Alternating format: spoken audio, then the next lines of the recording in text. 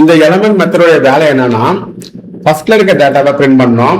இந்த பீக் மெத்தடோடைய வேலை என்னன்னா ஃபர்ஸ்ட்ல இருக்க டேட்டாவை தான் பிரிண்ட் பண்ணோம். ரெண்டுமே ஒரே வேலையை தான் பண்ணோம். ஓகேங்களா? இப்போ ரன் பண்ணி பார்ப்போமா? இங்க பாருங்க, எலமெண்ட் மெத்தட் ராம் பிரிண்ட் ஆயிடுச்சு. அதுக்கப்புறமா பீக் மெத்தட் ராம் பிரிண்ட் ஆயிடுச்சு. ஓகேவா? இப்போ ரெண்டுமே ஒரே வேலை தான் பண்ணுது. ரெண்டுத்துக்கு என்ன வித்தியாசம்? எலமெண்ட் மெத்தட் டேட்டாவை எடுக்க ட்ரை பண்ணும்போது அந்த கியூல டேட்டாவே இல்லைன்னா நோ சச் எலமெண்ட் சொல்லிட்டு இந்த எக்ஸப்ஷனை த்ரோ பண்ணும்.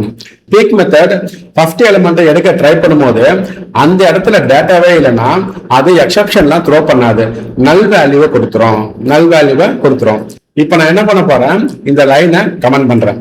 இந்த லைனை கமெண்ட் பண்ணிட்டு இப்ப என்ன பண்றேன், இந்த ரெண்டு ஸ்டேட்மெண்ட்டையும் அப்படியே வைக்கிறேன். அதாவது ஃபர்ஸ்ட் பொசிஷன்ல இருக்க டேட்டாவை எலமெண்ட் மெத்தட் வழியாவும் பீக் மெத்தட் வழியாவும் எடுக்க ட்ரை பண்றேன். அப்படி எடுக்கும்போது என்ன நடக்குதுன்றத அவுட்புட்ல நீங்களே பாருங்க.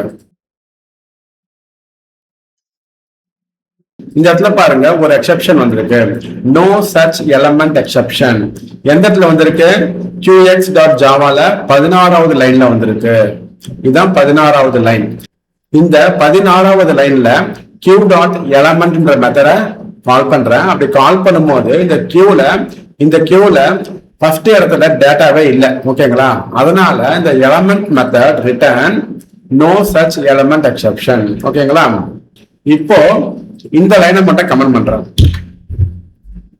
இப்போ q.peak வழியா டேட்டா எடுக்க ட்ரை பண்றேன். ஆனா இங்க டேட்டாவே இல்லை. இப்ப ரன் பண்ணுவோமா? இப்ப எனக்கு எந்த எக்ஸெப்ஷனும் வரல.